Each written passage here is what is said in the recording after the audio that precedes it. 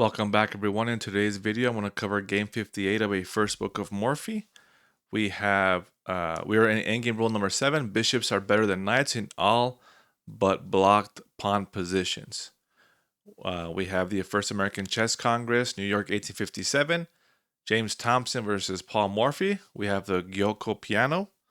So let's go ahead and go over the game. So let's get to the Gyoko piano position with c3. Again, d4 is a threat. Knight f6, attacking the pawn on e4. Then we have d3, d6, preparing bishop to g4. h3, preventing the pin with bishop g4.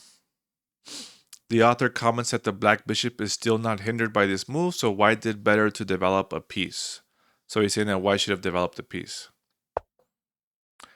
Bishop e6, the author comments there are bad double pawns and there are good double pawns. If white trades bishops on e6, then black's double pawns will help control the center and he would have an open file for the rook. So let's go ahead and take a look what that looks like. Again, if white decides to trade, then it will benefit black, right? So the pawn on e6 helps control the center, and then when black castles, the rook on f8 will have the open f-file. So therefore, white plays bishop b3 and lets black trade bishops on b3. And this will benefit white. Bishop captures b3, a captures b3, and now the rook is activated on a1. And again, white captures towards the center, and the pawn helps control again, c4, b4, and a4. Well, just c4 and a4. So we have bishop to b3, d5, e captures d5, giving up space in the center and revealing a backward pawn on d3. The author says that white should have played knight b to d2, developing a piece.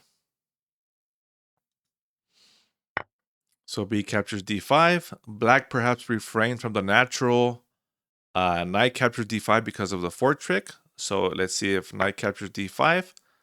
Then we have knight captures e5, knight captures e5, d4, then bishop d6, d captures e5, bishop captures e5. Again, although this looks good for black, again, because black is ahead of in development.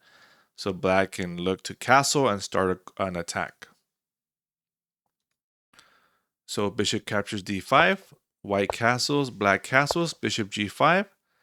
Now the threat for white is to expose black's king by bishop captures on d5. After queen captures on d5, then the queen no longer defends f6. So now bishop captures f6, g captures f6, and black has doubled pawns here on f7 and f6, and the black king is exposed.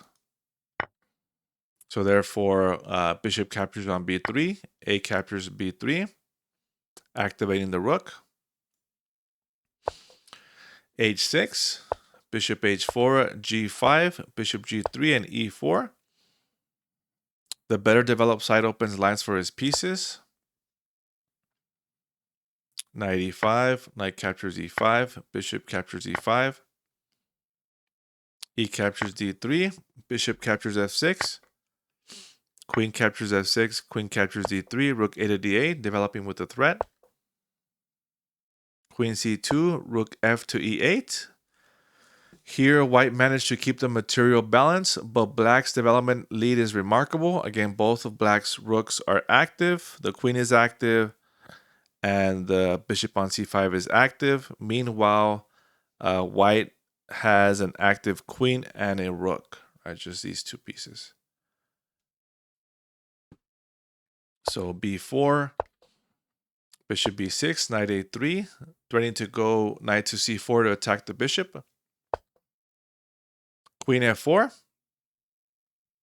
The opening is about center control, the endgame is about saving time, and the middle game is about piece coordination. Black aims to coordinate the heavy pieces on d2 and diagonal pieces on h2. Okay, so that means that we have the bishop can go to c7, and then the rook can go to d2.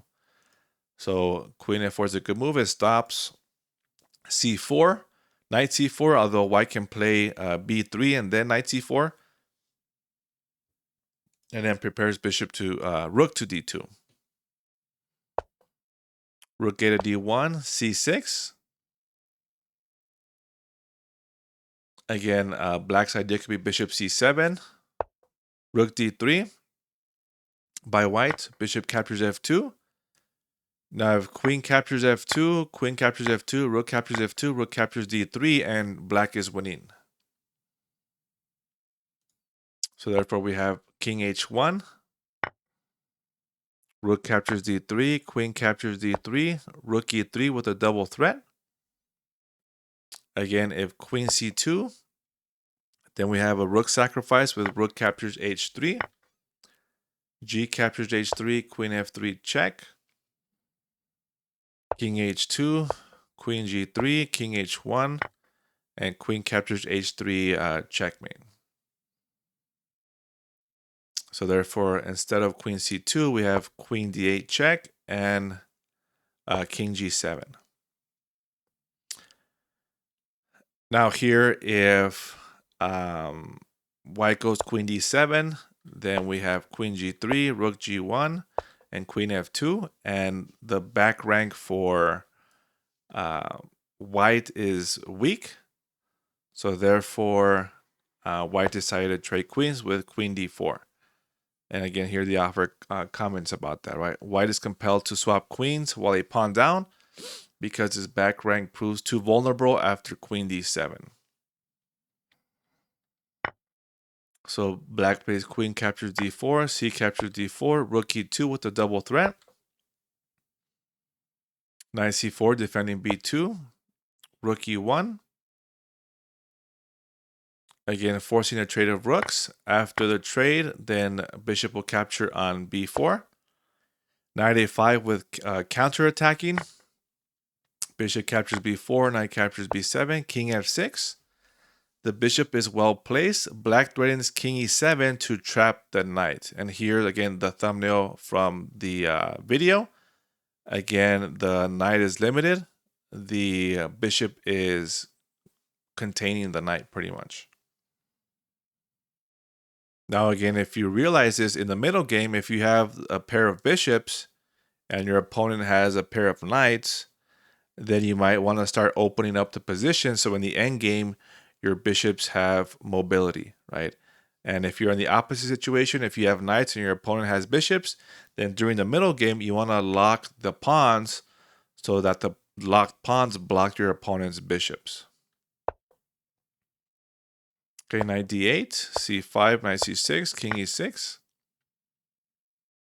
D captures c5, b captures c5, g4, king d5. Knight to d8, f6, king g2, a5. Setting the potential passer in motion with a plan to freeze the target on b2. King f3, a4, king e2. Bishop d4, king d3, bishop captures b2. Knight b7. Bishop e5, king c2, king c4, knight d8, a3. Knight b7, a2. Knight a5 check, king b4. Knight b3, king a3, and here white resigned, right? So the game continues with h4, g captures h4, g5, h captures g5, and then now knight at a1, bishop captures a1, king d3, bishop e5, king e3, and then a1 queen. Again, it's pretty much game over. So again, that's pretty much it for today's video. Thank you for watching, and I will see you all in the next one.